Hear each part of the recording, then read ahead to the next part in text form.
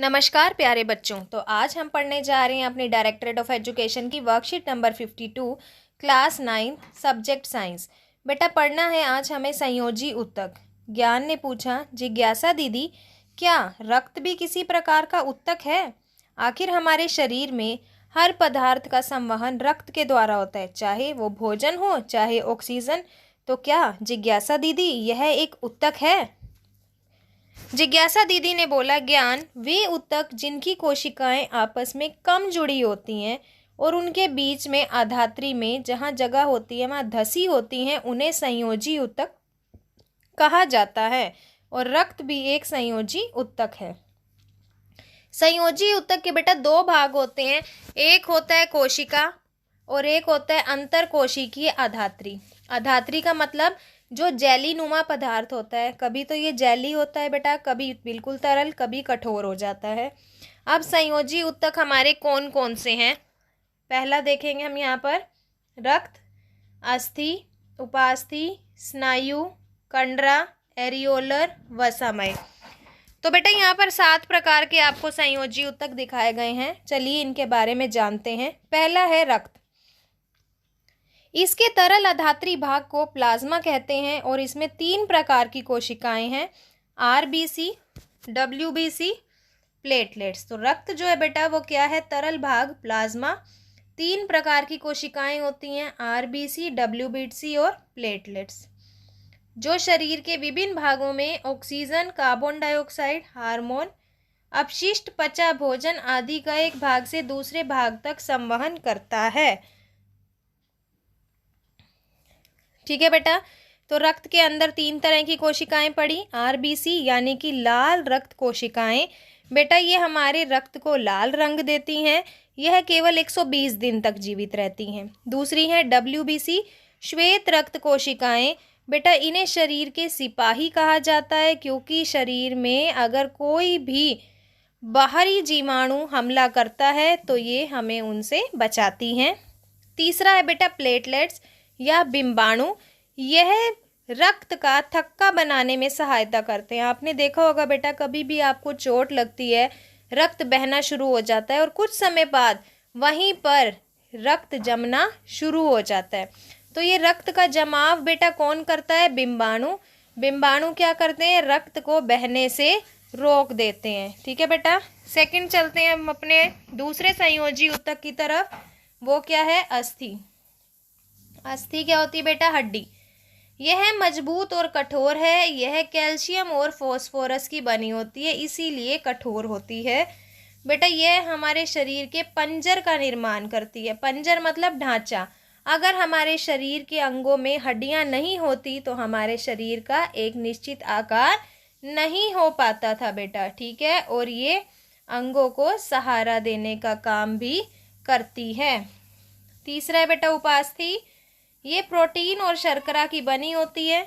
यह काफ़ी लचीला होता है बेटा, क्योंकि इनके बीच में खाली स्थान होता है। कहाँ कहाँ मिलती है? नाक, कान, कंठ और श्वास नली में। और ये क्या करती है बेटा? यांत्रिक सुरक्षा प्रदान करती है। आप अपने कान को मोड़कर देख लीजिए, आप अपने नाक का अगला हिस्सा मोड़कर देख लीजिए बेटा, ये सारे क्या हैं? लचीले हैं। बिना ही हड्डी के टूटे ये आपस में पूरे के पूरे मुड़ जाते हैं। क्यों? क्योंकि किस चीज़ के बने हुए हैं? उपास्थि के। और उपास्थि किस चीज़ की बनती है बेटा? प्रोटीन और शर्करा की। चौथा देखेंगे हम, स्नायु व कंडरा।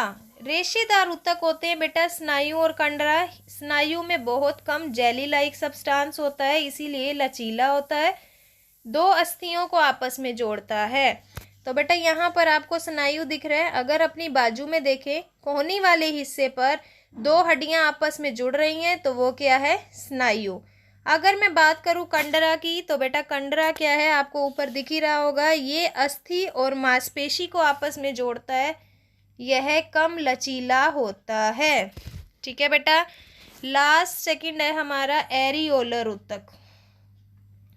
ये अंगों के भीतर जितनी भी खाली जगह है बेटा वहां पर भरा जाता है। आंतरिक अंगों को सहारा देता है। कहाँ मिलेगा ये आपको? त्वचा और मांसपेशियों के बीच, अस्थि मज्जा में। ठीक है बेटा। तो एरियोलर ऊतक जो है ये कहाँ मिलता है? आंतरिक अंगों को सहारा देने के लिए खाली स्थानों के भीतर पाया जाता है। लास्ट वन इज वसामय ऊतक। तो बेटा वसामय ऊतक जो होता है, नाम से ही पता चल रहा है, ये वसा का संग्रहण करेगा। इसकी कोशिकाओं में वसा भरा हुआ होता है और ये कहाँ मिलता है? त्वचा के नीचे। और बेटा ये ऊष्मीय कुचालक का कार्य भी करता है, मतलब अधिक सर्दी होने पर हमारे शरीर के अंदर ये ऊष्मा के प्रति एक कुचालक का काम करता है, यानी कि हमें सर्दी से बचाता है। आइए इसका अभ्यास करते हैं बेटा। संयोजी ऊतक क्या होते हैं, उदाहरण सहित समझाइए। संयोजी ऊतक क्या होते हैं?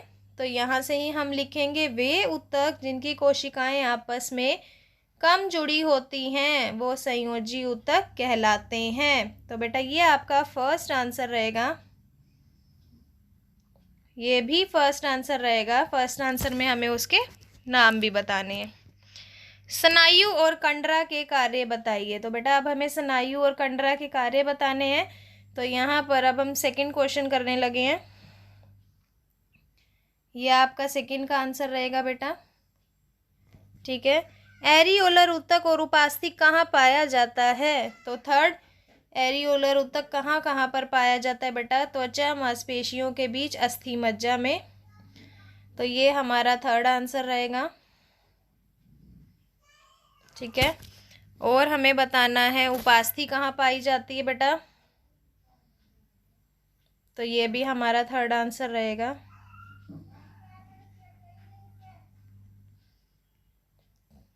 ठीक है।